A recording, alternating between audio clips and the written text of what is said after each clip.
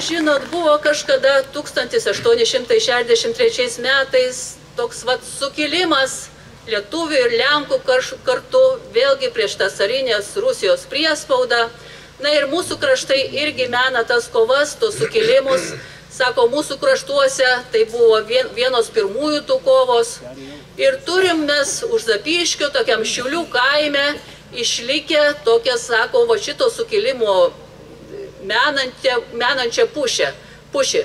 Dabar jau jinai yra nulūžusi, dabar jau ten paminklų pristatyta, bet kadais, kiek laiko praėjus po to sukilimo, žmonės vietiniai tiesiog įrėžė į tą pušį tą ženklą, kad va tokiais metais buvo tas sukilimas, kad šitoje vietoje palaidoti 9 žuvę to sukilimo metu žmonės.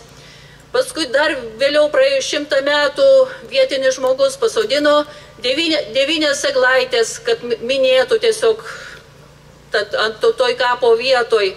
Ir dabar mes ten karts nuo karto tą datą minime. Ir tas labai gera ir smagu, kad vietiniai žmonės tą prisimena ir tos istorijos nepamiršta. Ir ta vieta tikrai rūpinasi ir aplanko.